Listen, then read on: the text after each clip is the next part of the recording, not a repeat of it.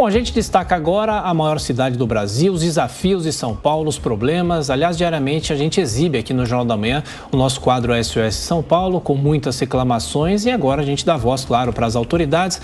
E gentilmente nos atende o prefeito de São Paulo, Ricardo Nunes, do MDB. Tudo bem, prefeito? Muito obrigado sempre por estar aqui conosco na Jovem Pan. Bem-vindo. Bom dia, Thiago. Bom dia quem tem aí também, Amanda, Mota e Adriana. E Roberto também. Bom dia a todos, principalmente bom dia aqui aos ouvintes da Jovem Pan. Muito obrigado, prefeito. Prefeito, queria começar falando sobre zeladoria aqui em São Paulo.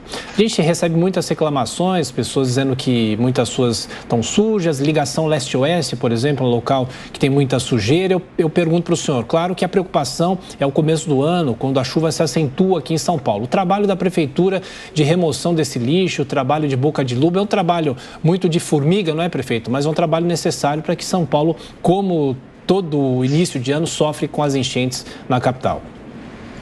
Tiago, boa pergunta. A gente vai monitorando aqui essa questão da zeladoria todos os dias, né? Mantém aqui na minha sala todos os gráficos de atendimento com relação à zeladoria.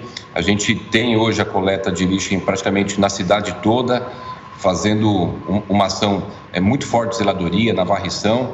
Nós diminuímos bastante nossas reclamações no 156 com relação à zeladoria, mas é lógico, uma cidade de 12 milhões e meio de habitantes, a gente sempre vai ter algum problema, tem que estar sempre melhorando. Mas hoje eu posso aqui com bastante tranquilidade falar para vocês aqui da Jovem Pan que a gente tem um cenário bastante diferente do que tinha alguns meses atrás. E tem algo fundamental que nós ampliamos bastante nossas obras de microdrenagem, né? Quando a gente tem uma situação de entupimento de bueiro, de córrego, só no ano passado nós fizemos 409 obras de microdrenagem na cidade.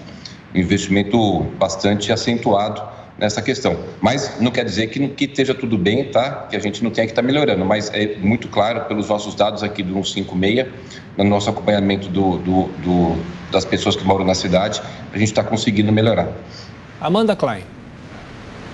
Bom dia, prefeito. Não vou resistir. Vou ter que perguntar sobre eleição, prefeito. Faltam só 6 dias.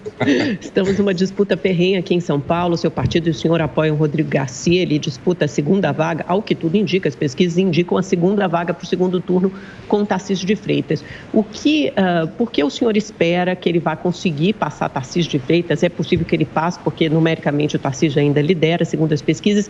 E no cenário nacional tem a Simone Tebet, que é aí do MDB, tem feito uma bela campanha, uma bela participação em debates, mas provavelmente ficará fora do segundo turno. Quem o senhor acha que ela deveria apoiar?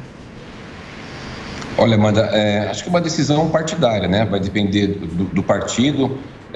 Tenho ainda muita expectativa que possa chegar. Só para a gente poder lembrar, em 2018, para pegar um exemplo aqui da eleição do Estado, para ficar mais fresco na nossa memória, a gente tinha uma situação há 2 dias antes da eleição, ou praticamente um dia antes da eleição, de que quem iria para o segundo turno seria o João Dória e o Paulo Scaff. No último momento, o Márcio França surpreendeu e passou o Paulo Scaff, foi para o segundo turno o João Dória e o Márcio França, e foi uma disputa acirradíssima, uma diferença pequena, ganhou o João Dória. Por que eu estou dando esse exemplo? Porque a gente sempre tem ações nos últimos dias que acabam tendo muita interferência. Haja visto o número que a gente tem aí de pessoas que podem mudar o voto e que ainda estão indecisos. Acabei de assistir agora aqui na própria reportagem da Jovem Pan essa quantidade de pessoas indecisas. Eu tenho bastante confiança que o Rodrigo Garcia vá para o segundo turno, até pelo trabalho que ele vem desenvolvendo. Ontem eu estava com ele, domingo, 10h30 da noite, discutindo as questões de segurança aqui na cidade, então ele tem se dedicado bastante.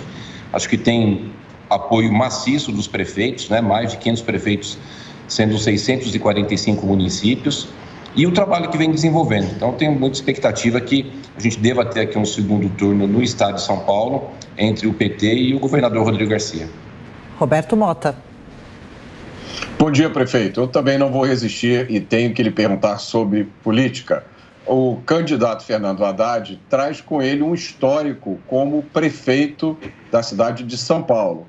O senhor, como prefeito, como é que o senhor julga essa passagem de Fernando Haddad pela prefeitura comparado com o trabalho que o senhor vem realizando?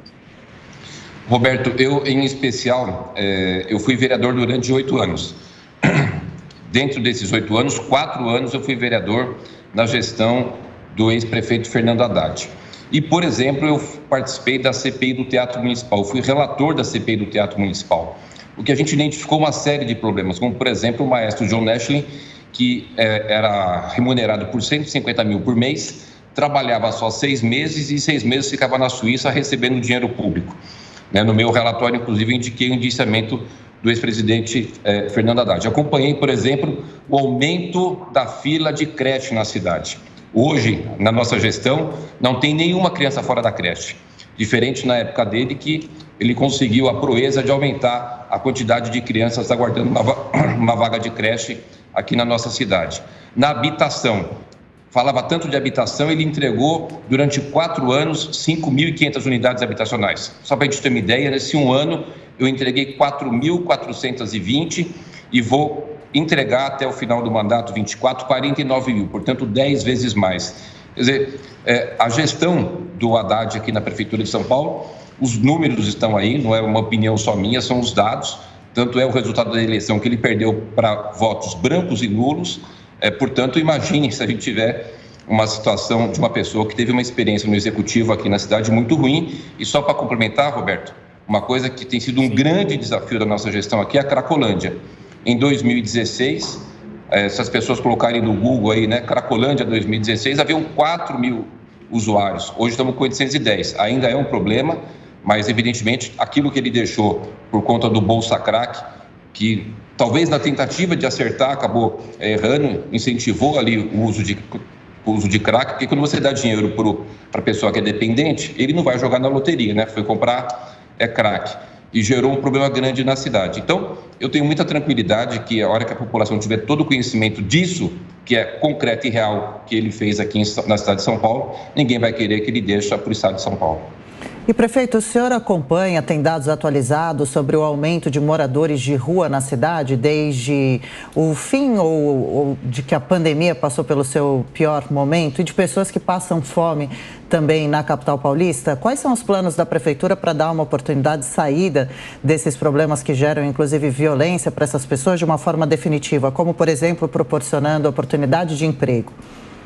Olha, Adriana, na semana passada, o secretário da Assistência Social, nosso secretário Carlos Bezerra, ele esteve no Canadá. E lá do Canadá ele me mandou um vídeo como é que está a situação no Canadá, que é um país de primeiro mundo, que tem, evidentemente, uma condição financeira muito melhor que o nosso país. As ruas absolutamente cheias de pessoas em situação de rua, uma situação bem pior do que aqui na cidade de São Paulo. Não quer dizer que isso faça com que a gente aceite o que acontece aqui na cidade. Nós antecipamos o censo, e esse censo nos demonstrou que nós temos 31.800 pessoas em situação de rua.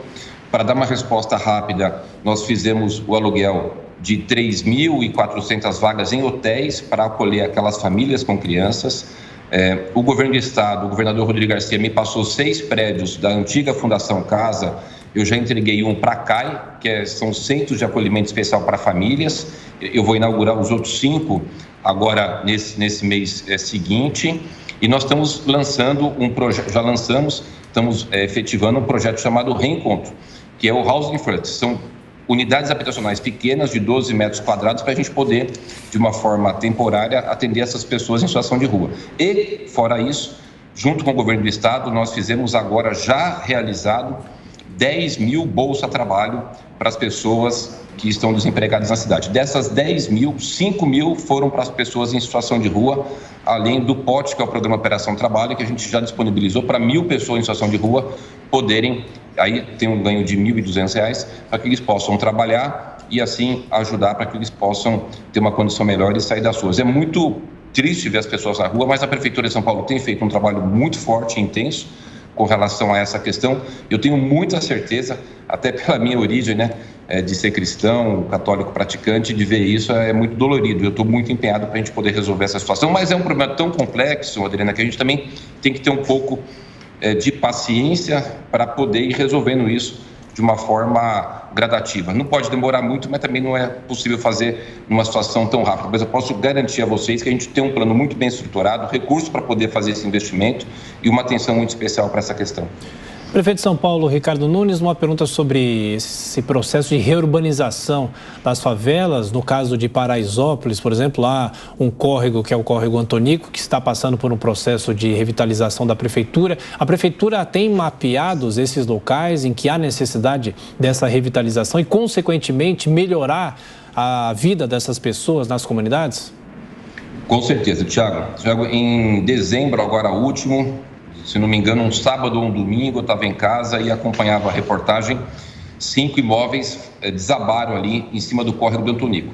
A gente tem a comunidade de Paraisópolis, tem um córrego chamado Antonico que corta ele e construíram residências em cima desse córrego. Evidentemente, dependendo da chuva, pode acontecer como aconteceu esse caso desse desabamento. Eu peguei aqui os meus secretários, fui para lá e a gente começou a intensificar um grande plano. Qual que é esse? Remoção de 1.500 famílias que estão morando e construíram em cima do córrego do Antonico, e também uma ação para a gente poder fazer 2 quilômetros de canalização de córrego e 2 grandes reservatórios ali próximo do estádio do Morumbi. Então a gente vai ter, já está em obras, dessas 1.500 famílias nós já removemos 300 famílias, estamos no processo de remoção das outras e já estamos em obras para poder fazer a reurbanização do córrego do Antonico. E também, logo a gente licita para fazer esses 2 piscinões. Então, a gente vai estar conseguindo resolver aquela questão que a gente tem ali de alagamento naquela região do Morumbi, mas em especial para a gente poder tirar essas famílias que estão nessa área de risco, que é R4. Lembrando que a gente tem R1, R2, R3, R4. R4 é a situação mais crítica, onde realmente as residências estão numa situação de risco de demolição, de desabamento. Então, já está em obra, investimento de mais de 300 milhões da Prefeitura de São Paulo. Além disso, ali na comunidade do Paraisópolis, a gente tem 2.950, quase 3.000 pessoas que recebem auxílio aluguel, porque estava em área de risco, a gente tirou, né? Também estamos construindo 1.110 unidades habitacionais ali dentro da comunidade do Paraisópolis. Prefeito de São Paulo, Ricardo Nunes, muito obrigado pela entrevista à Jovem Pan. É sempre importante essa prestação de contas com os nossos ouvintes e espectadores. Um abraço, boa semana, bom trabalho. Obrigado. Um abraço a vocês, boa semana a todos. Grande abraço aos ouvintes aqui da Jovem Pan.